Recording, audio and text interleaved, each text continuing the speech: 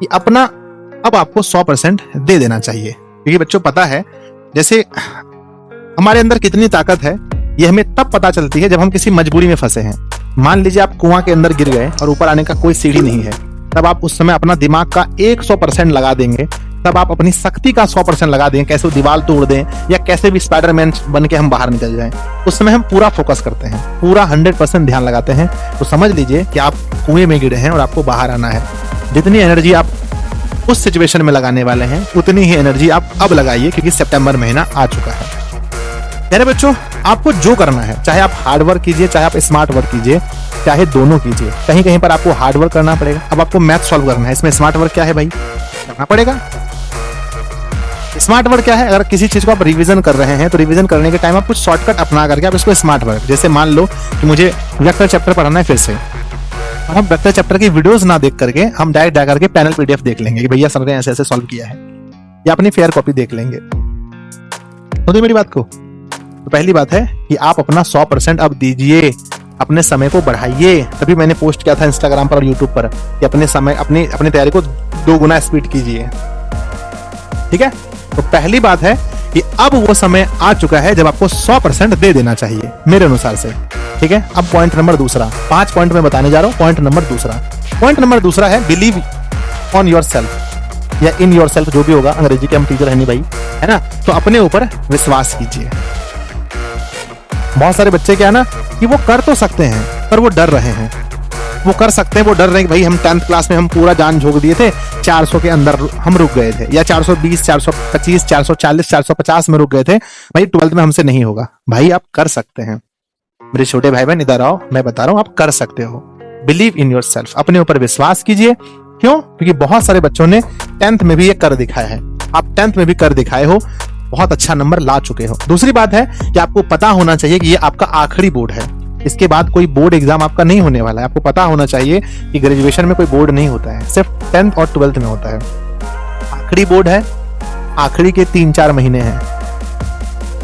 अपने ऊपर विश्वास कीजिए, पूरा अच्छे से पढ़िए। मैं आपको जगाने आया हूं, गुरु जगाने आता है, करना तो शिष्य को होता है, गुरु रास्ता दिखाता है, चलना तो शिष्य को होता है। तो बिलीव इन योर सेल्फ, अपने ऊपर विश्वास कीजिए। आपने 10th में कर दिखाया है, आप 12th में भी कर सकते हैं, इसलिए उठिए। अगर अभी तक भी आपको लग रहा है कि सर हम बहुत पीछे हो गए, मेरा बहुत बैकलॉग लगा है, हम नहीं कर सकते, भैया मेरे अंतिम सांस तक लड़ो, अंतिम घंटे तक लड़ो, परीक्षा हॉल में जाने के 10 मिनट पहले तक लड़ो, पर लड़ो, आप जरूर कर सकते हो। पॉइंट नंबर तीसरा, नंबर पहला मैंने बताया कि अपना 100% देना शुरू कीजिए। नंबर दूसरा, पहले आप अपने ऊपर विश्वास भी कर लीजिए। पॉइंट नंबर तीसरा हम आपको बताने वाले, अब 3, 4, 5 ये 3 जो पॉइंट्स हैं ये आपकी स्टडी को बहुत मजबूत कर देगा। पॉइंट नंबर तीसरा, सिलेबस साथ में चल रहा है। यस सर चल रहा है। अभी आप ऑफलाइन पढ़ रहे हैं, ऑनलाइन पढ़ रहे हैं, कहीं भी सिलेबस खत्म नहीं हुआ है, तो सिलेबस चल रहा है। साथ में आप प्रैक्टिस शुरू कर दीजिए। साथ में आप सिलेबस आधा से अधिक तो हर जगह आप पढ़ लिए होंगे, अब साथ में प्रैक्टिस शुरू कर दीजिए। आप क्वेश्चन बैंक लगाना शुरू कीजिए, आप मॉडल पेपर लगाना शुरू कीजिए। मान लेते हैं कि 100 ऑब्जेक्टिव सवाल है या 70 ऑब्जेक्टिव सवाल है, उसमें 20 ही बन रहा है, उसमें 50 ही बन रहा है, उसमें 40 ही बन रहा है, पर बन तो रहा है। आप शुरू कर दीजिए, आप लगाना क्वेश्चन बैंक, मॉडल पेपर लगाना शुरू कर दीजिए। जितना भी क्वेश्चन बन रहा है उतना ही सही पर लगाना शुरू कर दीजिए। पहली बात, क्योंकि अब सितंबर महीना आ चुका है, सितंबर में यह सब होना जरूरी है बच्चों। ठीक है, तो अगर आप अभी तक सो रहे थे, आप प्रैक्टिस नहीं कर रहे थे, आप खाली सिलेबस सिलेबस सिलेबस सिलेबस कर रहे थे, तो अब आप प्रैक्टिस शुरू कर दीजिए। अगला चौथा पॉइंट है हैंड राइटिंग। बच्चों, अगर आप बोर्ड स्टूडेंट है तो बोर्ड एग्जाम में हमें लिखकर दिखाना पड़ता है। बोर्ड एग्जाम में हमें एग्जामिनर जो कॉपी चेक करने वाला होता है उनको भी खुश करना पड़ता है। उनको बहुत अच्छी अच्छी हैंड राइटिंग में बहुत बच्चे ऐसा एकदम सजा सजा करके हमें लिखना पड़ता है। तो अपनी हैंड राइटिंग पर ध्यान दीजिए। अगर खराब है तो 10th क्लास में याद कीजिए, आपकी हैंड राइटिंग की वजह से अगर आपके कुछ भी नंबर्स कटे हैं तो आप हैंड राइटिंग पर फोकस कीजिए अभी से। और AW का मतलब होता है आंसर राइटिंग, और अभी से आप लॉन्ग क्वेश्चन के जो आंसर है, लॉन्ग क्वेश्चन के जो आंसर है उसको लिखना शुरू कीजिए। ज्यादा मत लिखिए, दिन में एक ही लिखिए, लॉन्ग और शॉर्ट को भी लिखना शुरू कीजिए। हम क्या कर रहे हैं, टॉपिक पढ़ रहे हैं, ऑब्जेक्टिव लगा रहे हैं, टॉपिक पढ़ रहे हैं, ऑब्जेक्टिव लगा रहे हैं, जबकि ऑब्जेक्टिव से आप टॉपर नहीं बन सकते। ऑब्जेक्टिव से आप पास कर सकते हैं, 300 ला सकते हैं, 350, 400 तक भी जा सकते हैं, बट 450 ये पॉसिबल नहीं है। तो आप अब हैंड राइटिंग को ठीक करके अपने आंसर राइटिंग स्टार्ट कीजिए, और मेरे बच्चे लॉन्ग क्वेश्चन का जो आंसर है उसको लिखना शुरू कर दीजिए। अब आप ठीक है। जब आप लॉन्ग क्वेश्चन को लिखेंगे तो 3-4 चीजें होंगी। पहला तो आपका हैंडराइटिंग, दूसरा लिखने की आदत बनेगी, तीसरा आपका जब लॉन्ग लिखेंगे उसमें बहुत सारे शॉर्ट भी क्वेश्चंस निकल जाते हैं, ऑब्जेक्टिव भी निकल जाते हैं, ठीक है। तो लॉन्ग लिखना स्टार्ट कीजिए अब, समझ रहे मेरी बात को, तब आप टॉपर बन सकते हैं। सितंबर महीने में ये करना चाहिए आपको, सितंबर महीने में आपको क्वेश्चन बैंक लगाना चाहिए, सितंबर महीने में सिलेबस के साथ साथ आपको प्रैक्टिस शुरू कर देना चाहिए। सितंबर महीने में मेरे बच्चे आपको अपने ऊपर विश्वास करना चाहिए, डगमगाना नहीं चाहिए, विश्वास डगमगाना नहीं चाहिए, ठीक है ना। और मेरे बच्चे अपना 100% देना आपको शुरू कर देना चाहिए सितंबर महीने में, ठीक है। अब क्या है, इसके बाद क्या है, इसके बाद क्या है, इसके बाद है कि 10th के अनुभव का उपयोग कीजिए। आप 12th के छात्र हैं, आप बोर्ड एग्जाम देने जा रहे हैं, तो आप सोचिए 10th क्लास में आपने कौन सी स्ट्रेटजी अपनाई थी। 10th क्लास में आपकी क्या कमी रह गई थी जिसकी वजह से आप टॉपर नहीं बन सके थे।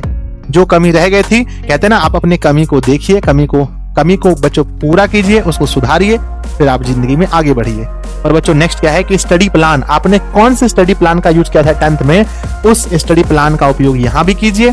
और अगर आपने गलत स्टडी प्लान का यूज कर लिया था 10th में तो उसको बदलिए। और बच्चों ये तो हम हमेशा कहेंगे कि अच्छा टाइम टेबल बना के पढ़िए, अपने पढ़ने के घंटे को बढ़ाइए, 5 है तो 6 कीजिए, 7 है तो 8 कीजिए, 9 है तो 10 कीजिए। बाकी अच्छा नींद भी आपको लेना जरूरी है, अपने सेहत पर भी ध्यान रखिए, खाना पीना पर ध्यान रखिए। बच्चों थोड़ा दिन आपके मम्मी पापा को कष्ट होगा, अभी आपके लिए उनको बहुत मेहनत करनी पड़ रही होगी, आप लोग खाना वगैरह भी लड़कियां होंगी तो कम बनाएंगे भी, क्योंकि मम्मी पापा ये हमेशा चाहते हैं कि उनकी बच्ची बहुत आगे बढ़े। तो मैं पेरेंट्स से भी बहुत गुजारिश करना चाहूंगा इस वीडियो के माध्यम से, आप लोग मम्मी पापा को दिखा दीजिए कि सर ऐसा कह रहे हैं, उन्हें आप कह दीजिएगा कि थोड़ा आप लोग को छूट दिया जाए, अगर काम वगैरह है तो थोड़ा आप लोगों से कम कराया जाए ताकि आप लोग पढ़ सकें, है ना। आप पढ़ेंगे, है ना, पढ़ेगा बिहार तभी तो आगे बढ़ेगा बिहार। इसलिए बच्चों पढ़िए, बहुत अच्छे से मेहनत कीजिए। ये बात प्यारे बच्चों, crash course is coming soon, बहुत जल्दी क्रैश कोर्स आ रहा है, इसलिए आप लोग अपने इधर मजबूत रहिए ताकि क्रैश कोर्स में रिवीजन भी अच्छे से कर सकें। अब उम्मीद करते हैं कि आप लोग थोड़ा सा जगे होंगे, आप लोग के अंदर का जो पागलपन है पढ़ाई के प्रति वो थोड़ा सा जगा होगा और आप फिर से मेहनत करने के लिए बच्चों बहुत ज्यादा उत्सुक हो गए होंगे। तो बच्चों कमेंट बॉक्स में जरूर लिखिएगा कि इसमें से किस किस पॉइंट का उपयोग आप पहले से कर रहे हैं या किस किस पॉइंट का उपयोग आप आगे करने वाले हैं, और आप इस वीडियो से क्या सीखा कमेंट जरूर कीजिएगा। अपने दोस्तों को शेयर कीजिए, चैनल पर पहली बार चैनल को सब्सक्राइब कीजिएगा। अगर मेरे लिए कुछ कमेंट अच्छा है तो जरूर लिखिएगा। मिलते हैं फिर किसी ऐसी वीडियो में, तब तक के लिए धन्यवाद बच्चों, जय हिंद।